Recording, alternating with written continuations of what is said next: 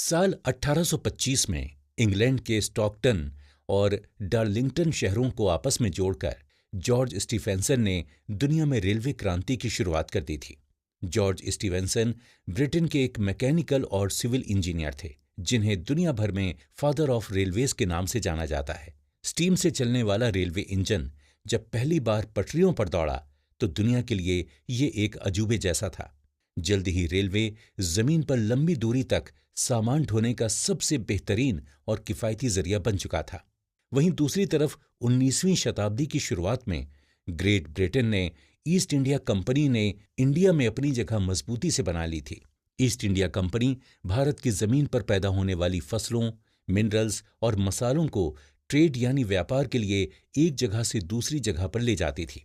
ऐसे में east India company को अब महसूस होने लगा था कि इंग्लैंड की तरह इंडिया में भी रेलवे लाइन बिछाई जानी चाहिए, ताकि वो आसानी से इंडिया की जमीन पर पैदा होने वाले मिनरल्स, मसालों और दूसरे सामान को मुंबई और चेन्नई जैसे समंदर के किनारे बसे शहरों तक पहुंचा सके और साथ ही वहां से उन्हें विदेश भी भेज सकें। सोचने भर की ही देर थी। इसके बाद साल 1838 में इंडिया में रेलवे लाइन बिछाने के लिए ईस्ट इंडिया कंपनी के एक्सपेरिमेंट्स का सिलसिला शुरू हो गया। मद्रास शहर की रेड हिल्स में मिलने वाले लेटराइट पत्थर का इस्तेमाल उस दौर में रास्तों को बनाने के लिए किया जाता था। रेड हिल्स पर मिलने वाले इस पत्थर को लाने और ले जाने का काम बेहद मेहनत भरा होता था। इसलिए साल 1836 में ईस्ट इंडिया कंपनी ने जैसे तैसे अपना काम चलाने के लिए रेलवे ट्रैक बनाने का काम शुरू कर दिया, ताकि लेटराइट पत्थर को रेड हिल्स से शहर तक लाया जा सके। इस रेलवे लाइन को बनाने का काम साल 1837 तक पूरा हो गया था। ये रेलवे लाइन पूरी तरीके से एक्सपेरिमेंटल थी, लेकिन इसके बावजूद इसे इंडिया के रेलवे इतिहास की सबसे पुरानी रेलवे लाइन के तौर पर जाना जाता है। इसके बाद मद्रास में शुरू हुई यह एक्सपेरिमेंटल रेलवे लाइन साल 1845 में बंद हो गई, लेकिन इसे एक काफी बड़ी सफलता माना गया। रेड हिल्स पर रेलगाड़ी से लेटराइट पत्थर के साथ साथ लोगों को भी लाने और ले जाने में ईस्ट इंडिया कंपनी को कामयाबी हासिल हुई थी। रेड हिल्स के इसी एक्सपेरिमेंट की मदद से आने वाले वक्त में ब्रिटिश ईस्ट इंडिया कंपनी ने भारत में ऑफिशियल रेलवे लाइन शुरू करने में कामयाबी हासिल की थी और रेड हिल्स रेलवे लाइन पर चल रहे इस एक्सपेरिमेंट की देखरेख British engineer sir Arthur cotton कर रहे थे। दोस्तों, ब्रिटिश ईस्ट इंडिया कंपनी ने रेड हिल्स पर रेलगाड़ी चलाने के लिए जिस इंजन का इस्तेमाल किया वो स्टीम से चलता था। रेड हिल्स रेलवे के सुपरवाइजर सर आर्थर कॉटन ने स्टीम इंजन को बेहतर करने का फैसला किया और लोकोमोटिव इंजन को बनाने के लिए एक्सपेरिमेंट करने शुरू कर दिए। सर आर्थर कॉटन के इन्हीं एक्सपेरिमेंट्स के नतीजों की मदद से 22 दिसंबर 1851 को उत्तराखंड के शहर रुड़की में एक लोकोमोटिव इंजन तैयार करने में कामयाबी हासिल हो गई।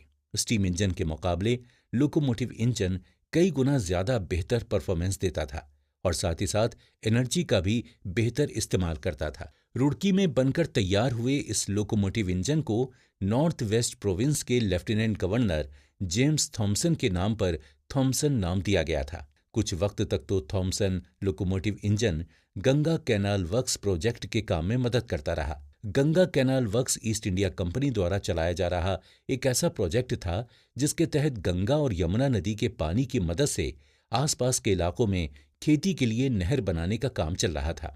लेकिन गंगा कैनाल वर्क्स प्रोजेक्ट में लगे हुए थॉमसन इंजन को अभी काम करते हुए कुछ ही दिन हुए थे कि एक दिन अचानक इंजन के बॉयलर में ऐसा जबरदस्त धमाका हुआ जिसकी वजह से ये इंजन तबाह हो गया। लेकिन फिर भी पूरी तरीके से खराब होने से पहले थॉमसन भारत में अपनी तरह का पहला लोकोमोटिव इंजन बन चुका था।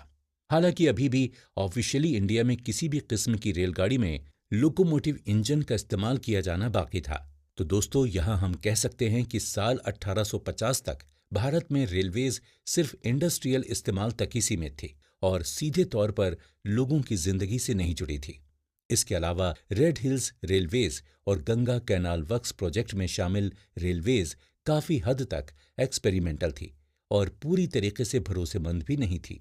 लेकिन साल 1850 के बाद भारत में रेलवे की तस्वीर पूरी तरीके से बदलने वाली थी। इस तस्वीर को बदलने में एक नए गवर्नर जनरल एक बेहद अहम भूमिका निभाने वाले थे और उन्हीं को आज इंडियन रेलवेज का फादर भी कहा जाता है। तो चलिए सुनते हैं अगला एपिसोड और जानते हैं कि कैसे, किस तरह और किसने भारत में रेलवेज की तस्वीर को साल 1850 के बाद बदल कर रख दिया था।